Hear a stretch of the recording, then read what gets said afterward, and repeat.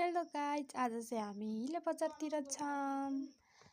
बोजू फुपू भाउजू हामी 4 जना भएर आज चाहिँ हिले बजार गएको। अरूले चाहिँ सबैले आइसक्रिम खानुभयो, मैले चाहिँ खाइनँ। हेर न, मलाई देखाउँदै खानु हुँदैछ, तर मलाई खानु मनै थिएन। अब हामी चाहिँ हिँड्दै हिँड्दै बजारतर्फ लाग्छौँ। हामी चाहिँ हिँड्दै हिँड्दै बजार पनि पुगिसक्यो।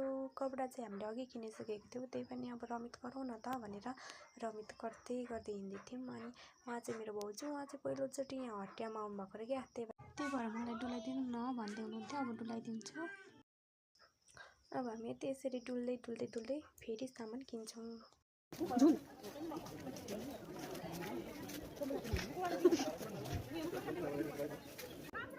हामी चाहिँ तल्लो बजार आइसकेको छौँ। यहाँ चाहिँ धेरै कुरा खानेकुराहरूदेखि लिएर छुट्टै कपडाहरू पनि पाउँछ। यतातिर खानेकुराहरू भएको ठाउँमा चाहिँ हामी चाहिँ धेरै खानेकुराहरू पाइन्छ।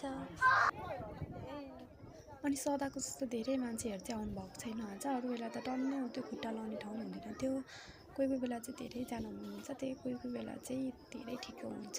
धेरै बोजू र फुपू चाहिँ पर सामान किन्दै हुनुहुन्थ्यो। हामी चाहिँ यहाँ भिडियो बनाउँदै डुलौँ न भन्दै डुल्दै थियौँ। त्यस पछाडिबाट हामी पनि अब बोजूहरू भएतिर जान्छौँ। त्यस पछाडिबाट हामी चाहिँ हेर्दै हेर्दै डुल्दै डुल्दै घर जाने बाटोतिर जान्छौँ।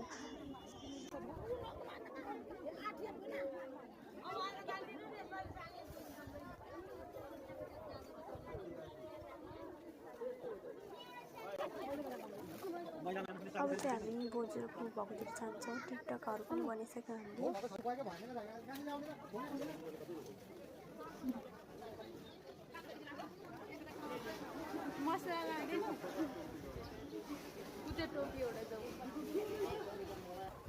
यहाँ तलतिर चाहिँ छुट्टै मासु खाने ठाउँ छ। सुँगुर र ढाँगाको मासु पाउँछ, अनि माछाहरू पनि पाउँछ यहाँ चाहिँ। अनि नास्ता खाने ठाउँहरू पनि छ। बाई बाई गाइज, अहिलेलाई यति नै।